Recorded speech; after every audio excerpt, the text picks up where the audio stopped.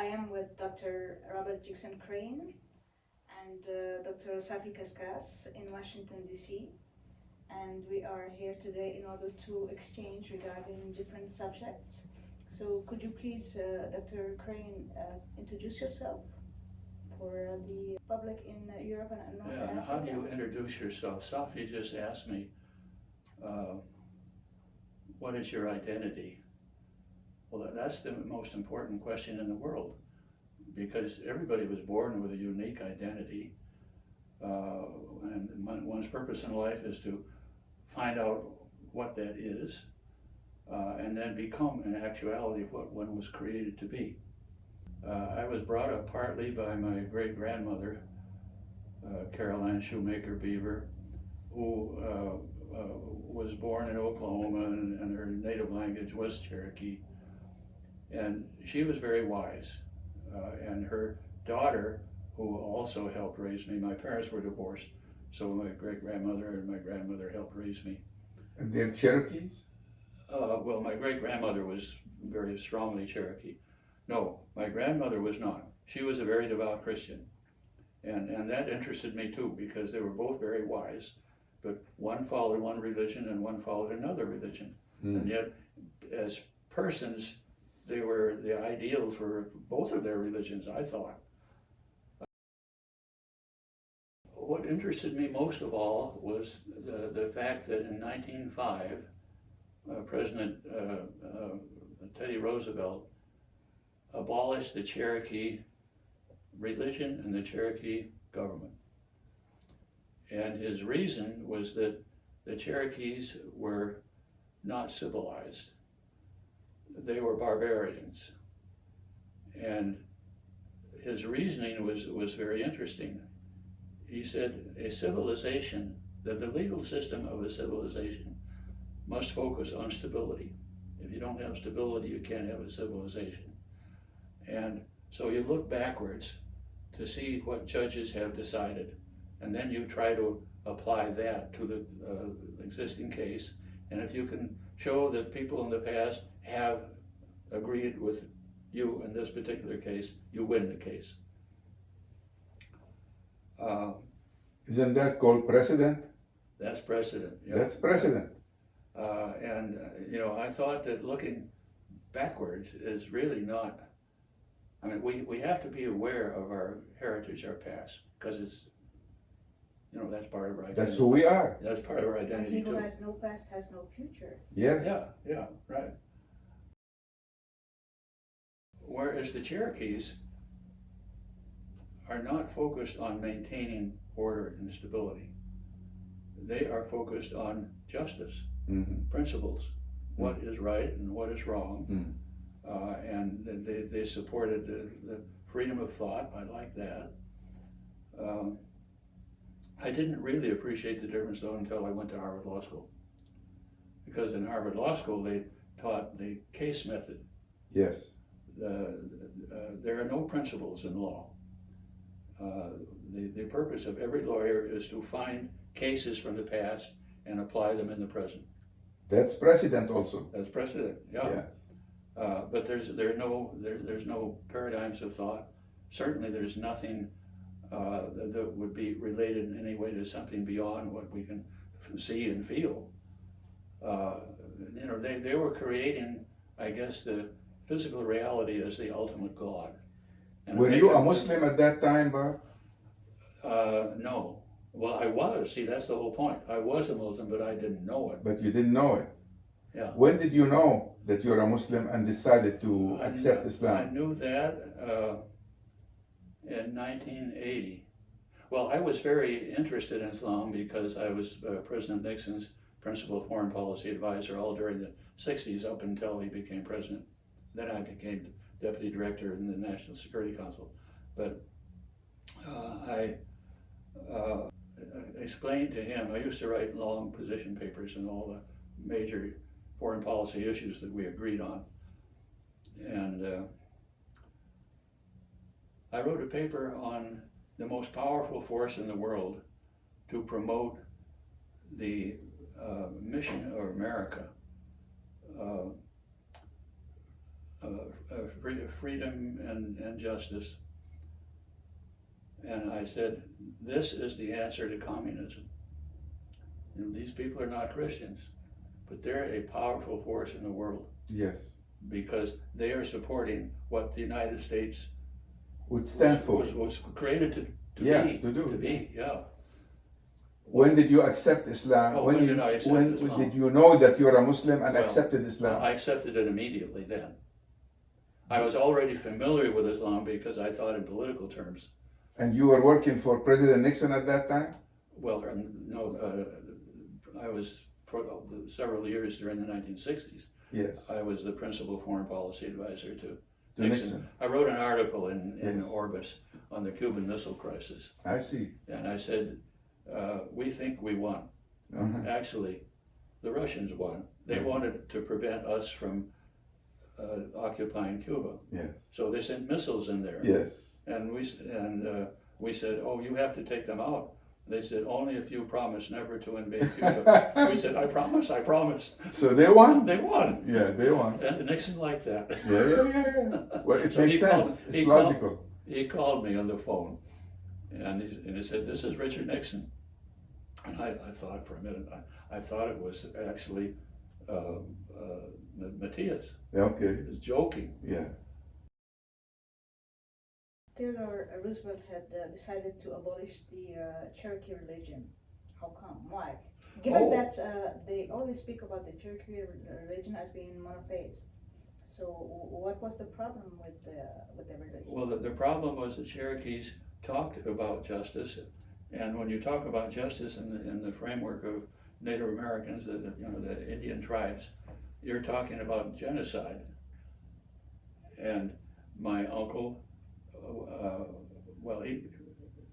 in 1905, he was in prison, and all of the Cherokee religious leaders were in prison, the traditionalist leaders. And he escaped and spent the next 2 years trying to organize all the First Nations to demand freedom of religion and freedom of self-government. First he went to the Navajos, and after a while they said, no, we've been defeated, sorry, we can't help. So then he went to the Hopis, and the Hopis said, they think we've been defeated, but we haven't. We're going to keep our religion secret. And but he wanted to organize.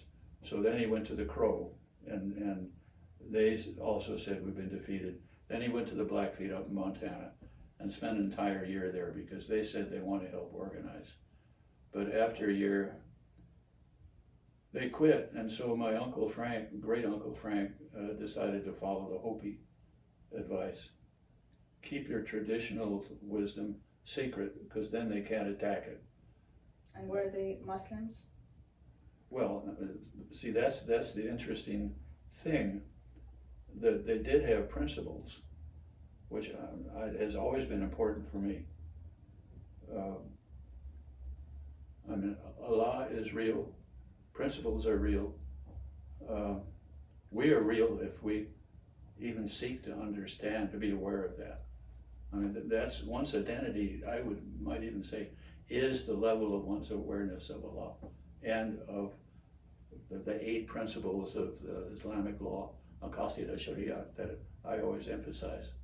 But that's another story. I've written books on that. How about the power of history? Do you believe? The power of history. Now, you are the living incarnation of the power of history because you're willing to go beyond the establishment views of the past, of one's own past. The Western world borrowed an awful lot of wonderful scientific ideas from the Muslims and developed them further, but the purpose, unfortunately, has been to see civilization as a manifestation of control. If you lose control, there's no civilization. Of course, I would say if you try to control everything, you've already lost civilization. When we concentrate on history and on its power, Right. We realized that the Muslim scholars underestimated the power of history. For example, I went a few days ago to New York City and went to the New York City library to ask for a card. And they gave it to me, and on it was written, "Knowledge is power."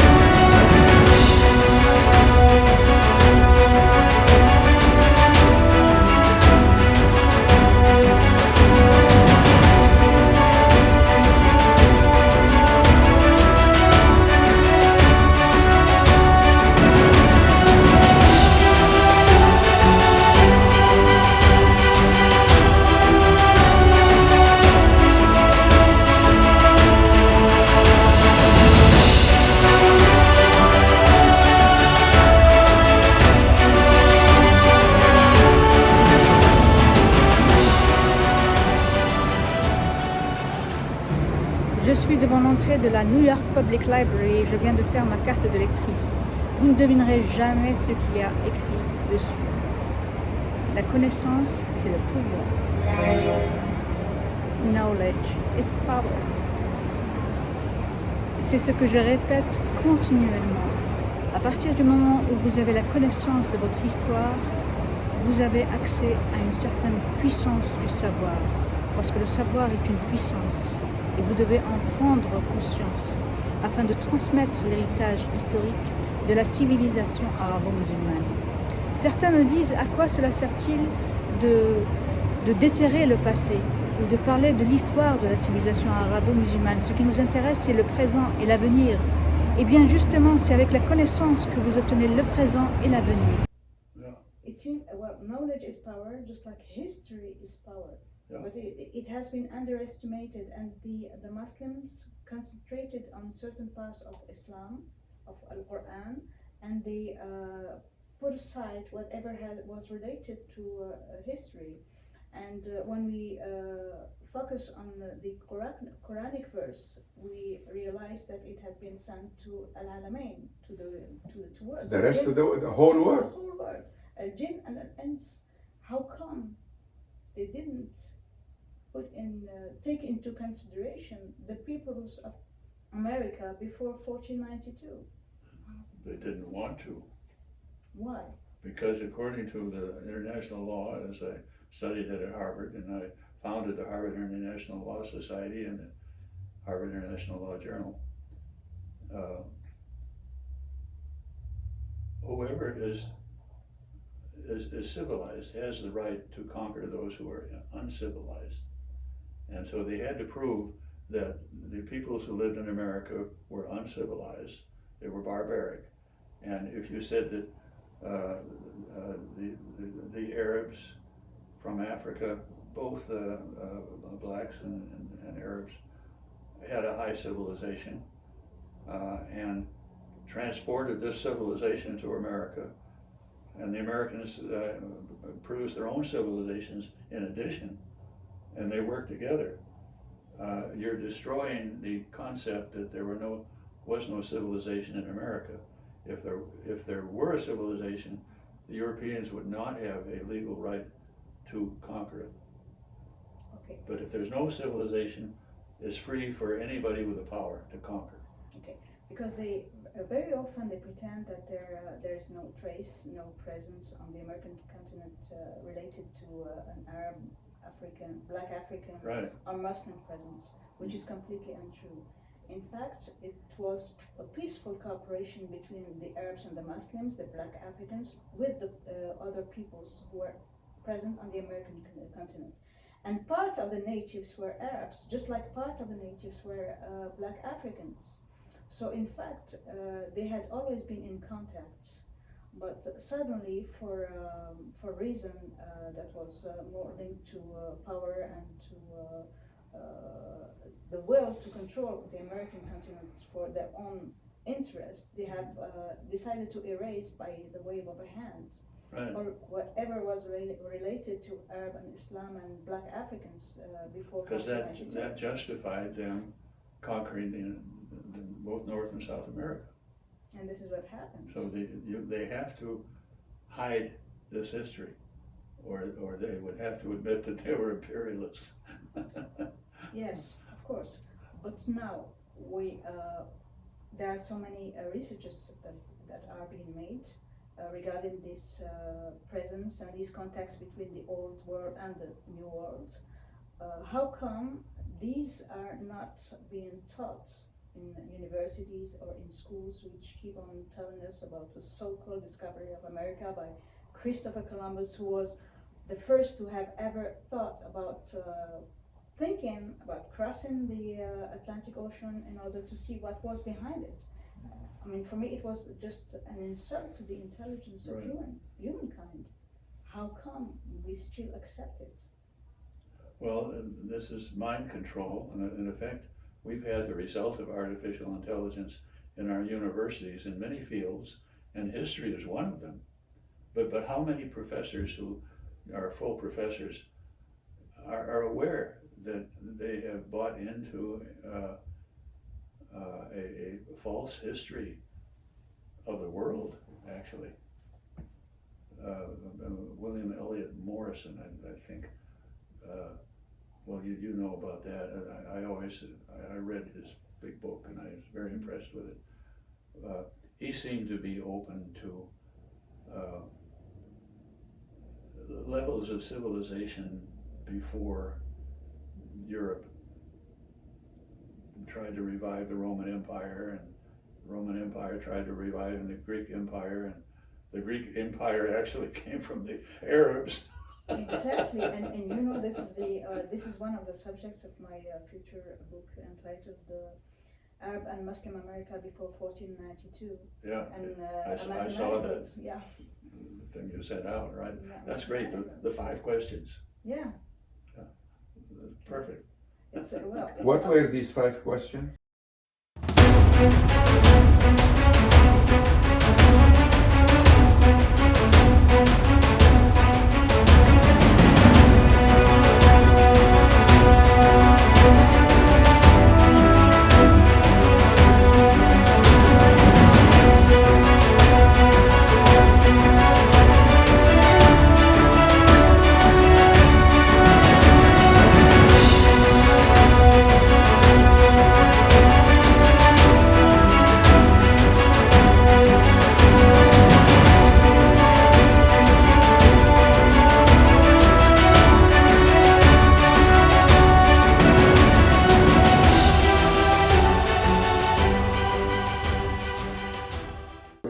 Because I spoke about the fact that the African Americans in the United States, or in America in fact, were not all descendants of slaves who were wrenched from the African continent, but they were also descendants of great Black African navigators and explorers who were present on this continent long before Columbus.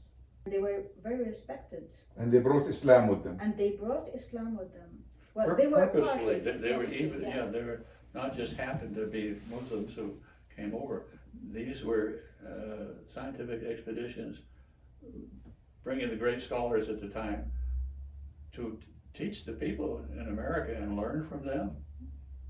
They have unearthed giant sculptures in Mexico with Negroid threads, and underlining that the fact that the Black Africans were present on the American continent for hundreds of years, but the students were told not to ever say that it was Black Africans, but that it was the imagination of the natives of America who sculpted these giant sculptures. Well, they can say anything they want, but eventually truth will come out. Of course, and it is. Well, there's an openness now. Yes, as long as people, I mean, like Samira, she's working on this. She already has a book on the subject, and she's still doing research for further work. Right. And eventually, she will She's been working for 20 years. And 20 years. I think she's hardly begun. Exactly, and then other people need to be trained Right. to continue the work. Exactly. And eventually the truth will come out.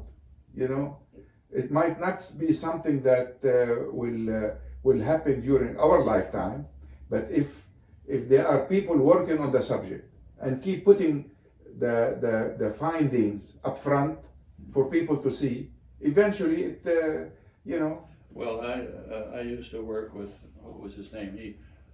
He was the first American, non-Muslim American, became a Muslim and translated the Quran. He wanted me to review the Quran, and I decided not to. Irving? Yeah, Thomas Irving. A friend of mine. You was a friend of mine. Yeah, mine also. Yeah. But he didn't understand the many meanings of a single word in Arabic, more than any other language probably. And Islam he always translated as peace. Well, it's much more than that. Much more than that, definitely. Peace is a result, but yes, yes. What was I going to say? Yeah, he was the leading Mesoamerican archaeologist in the world, and I asked him, because of my own Cherokee heritage, and the heritage of the Cherokees, say they came from a large group of ships that landed on the island where it never got cold. And you know, we're not supposed to interpret that, but I said, oh, this means the Caribbean, obviously. Bahamas. No, probably further south. Further south. And they were all destroyed then by the Caribs. If they start from Africa, it has to be further south.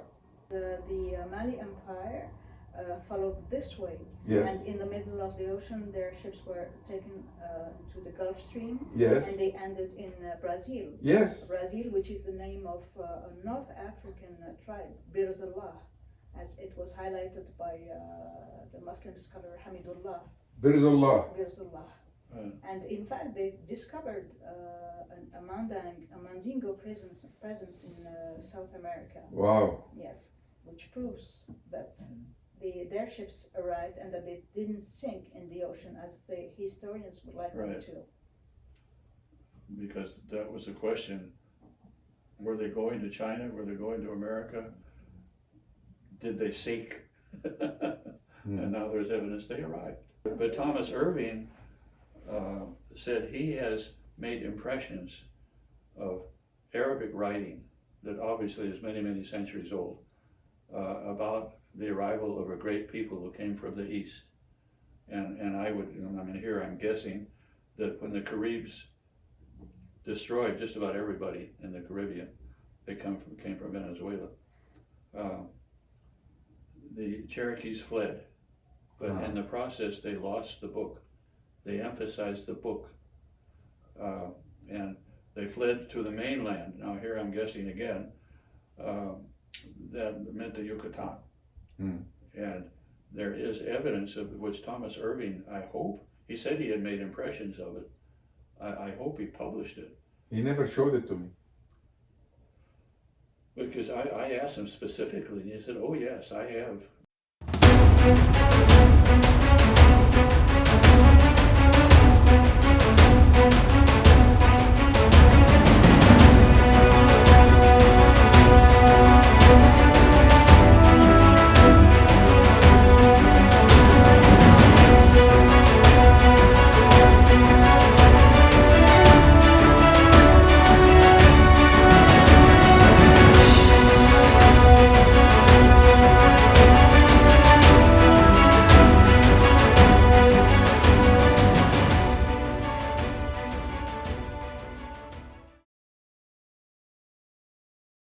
and we'll make sure that the Library of Congress have a copy.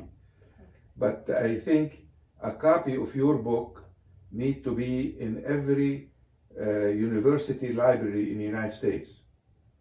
And this is why you need funding. This is exactly, specifically where the funding need to be. Need to finance printing these books, sending them to the United States, and have an agent or agents here who are contacting the universities and making sure they are in those libraries.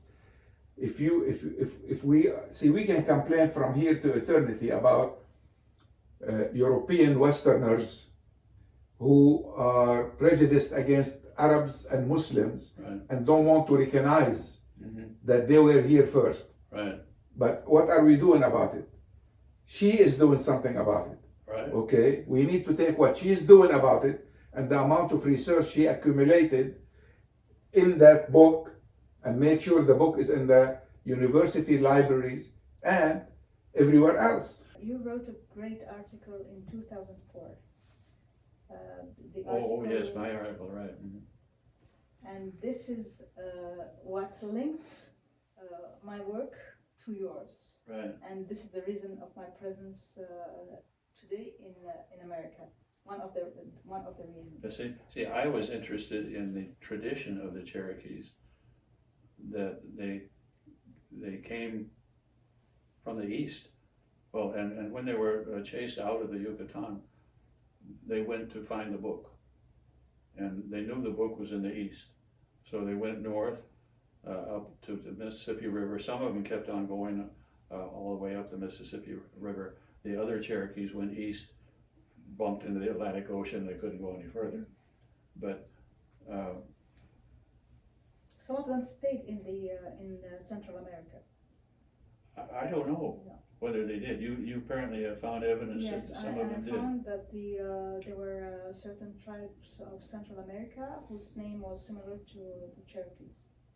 It might be interesting to see what links there are between those of Central America Yeah, and those of the United States. it would seem logical that they didn't all leave to the north.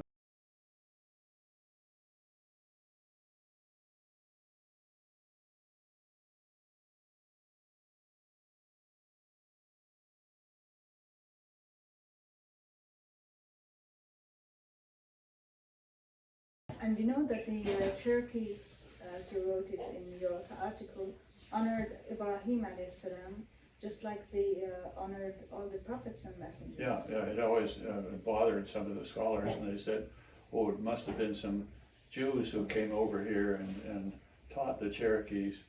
They didn't want to think that it might be from Islam.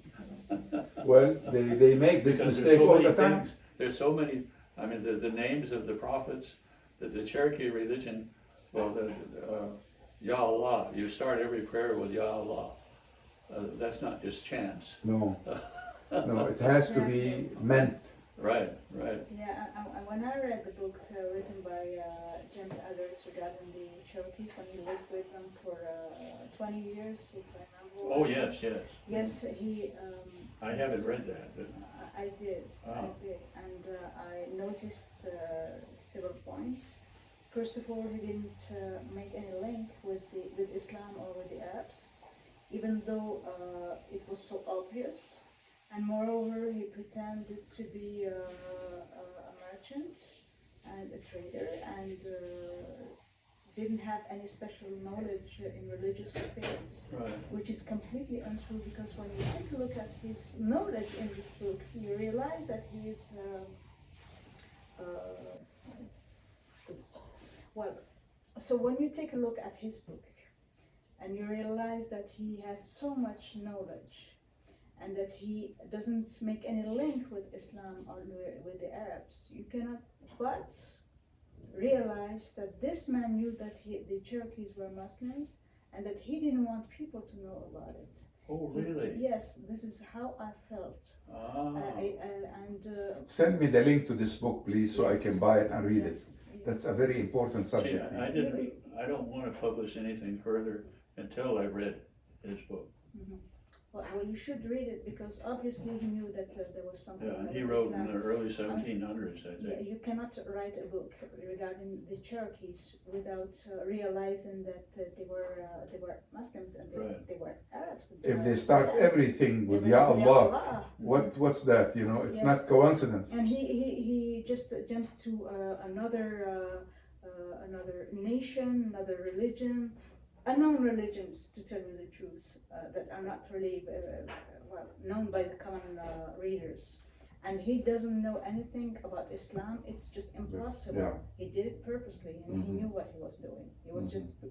He was just hiding the hiding. fact that they were Muslims. They were, yes, exactly, and that's how I felt. Well, see, when I read his that's book. another reason why I wanted to read it, because when I happened to contact the leaders of the traditionalist Muslims, who the Bureau of Indian Affairs says automatically are not Muslims because they're not registered. They refuse to register because the U.S. government has no right to register who's a Cherokee. But they told me that I should, see, I was President Nixon's principal representative for the Native Americans. I mean, because I spent more time advising him on the various religions of the world than I did on foreign policy. He was very interested in that. I mean, there were two Nixons. You know, there was a good Nixon and a bad Nixon, but there was a very good Nixon. At any rate. There's good and bad in everyone. What's that? There's good and bad in everyone. Yeah, that's true. I think maybe It's part of the perfection of God creation. Within each one of us, there is the good and the bad. Oh, yeah.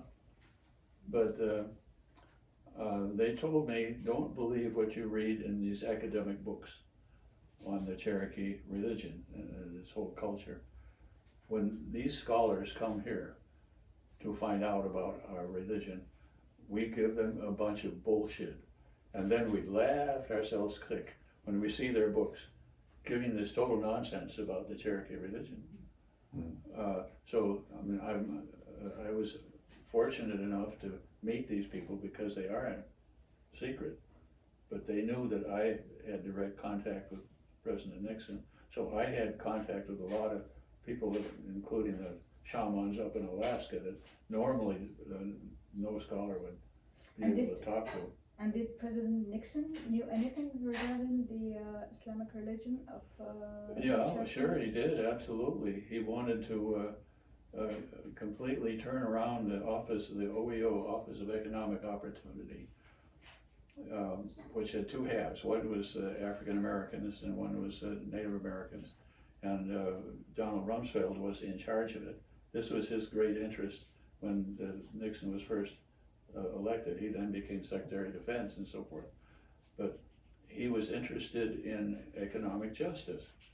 And I knew him very well. Actually, my family was mainly responsible for him getting elected to begin with. But he said we want to change the entire approach to poverty.